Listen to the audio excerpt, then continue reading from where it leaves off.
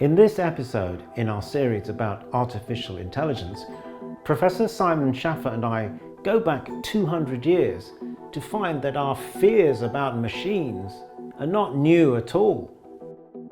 As automation increasingly began to be introduced into all the processes of industry, the notion first arose that machines could one day replace us completely. I think that's a notion that becomes more and more plausible in the first half of the 1800s, above all, in northwestern Europe, because it's a society that is undergoing systematic, intense and extraordinarily rapid automation, notoriously in areas like the textile trade or metallurgy or navigation.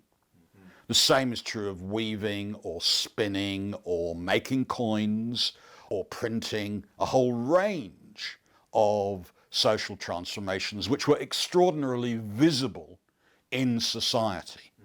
Your steam press, newspaper, your clock, the clothes you wear, your capacity to travel, all of these seem to depend on machines to which it was extremely easy to attribute not just the power to execute a task, but something like life and skill and, keyword, intelligence. Yeah.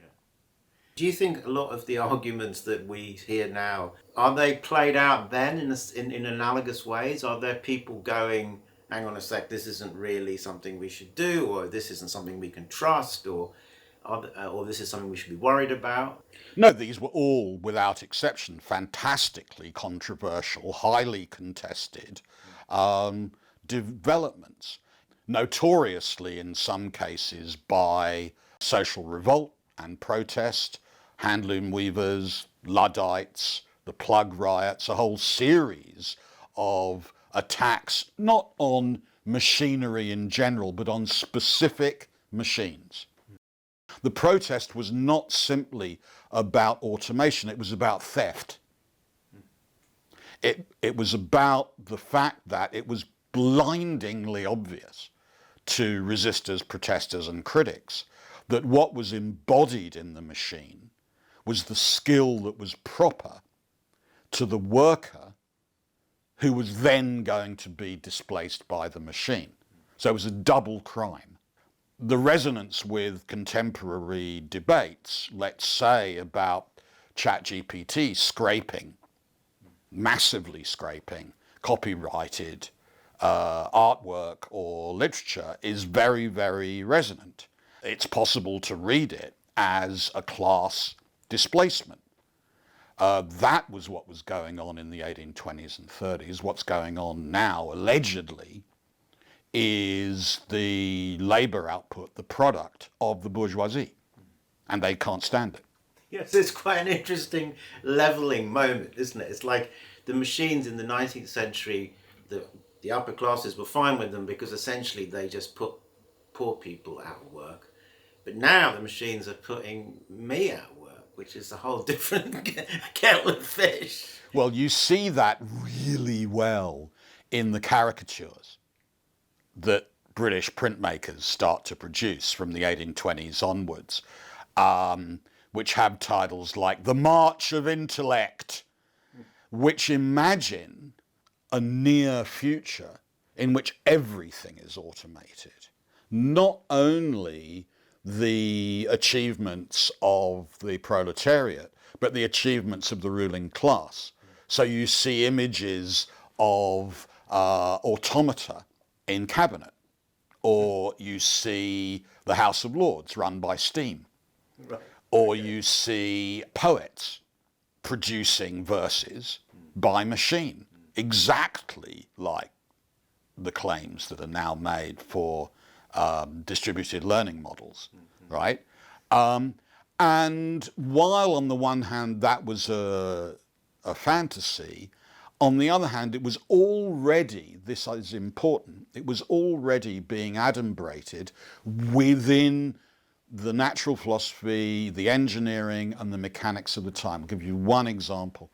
In the 1790s, the great chemist Antoine Lavoisier having established that the human body is essentially a closed system of gas exchanges absorbing oxygen and producing carbon dioxide and so on. What Lavoisier did was to measure the amount of oxygen gas that one of his laboratory assistants absorbed while doing some task, and measure the outputs and measure the amount of sweat that was produced and so on. And then Lavoisier says, that's how we estimate the amount of work this person has done.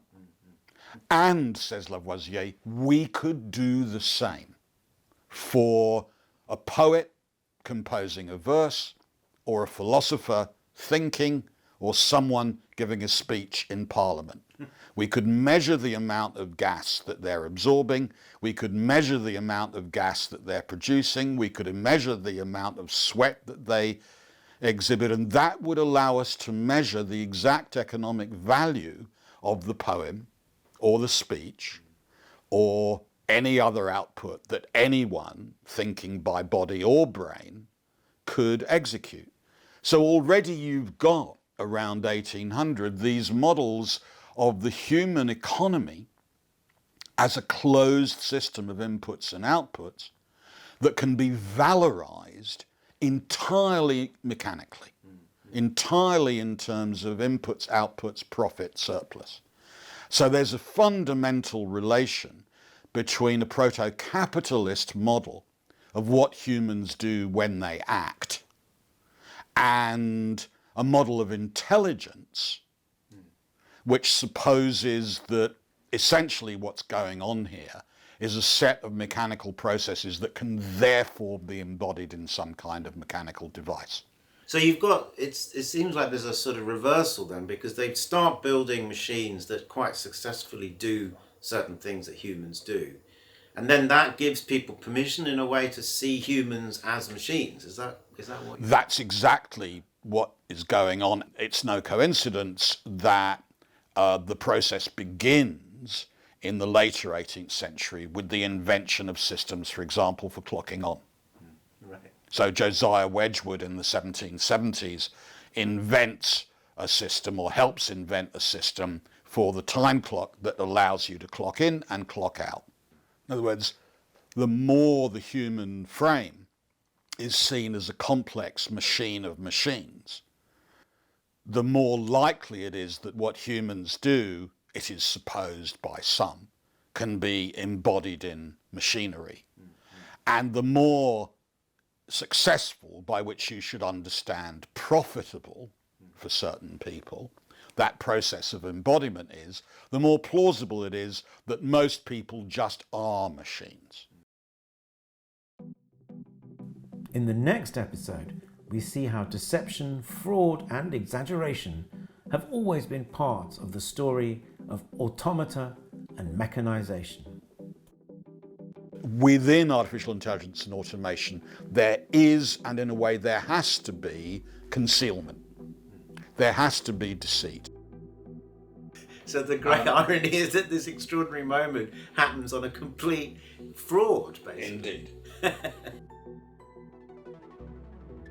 If you want to know when the next episode in this series is available, please click the button below to subscribe. Thank you.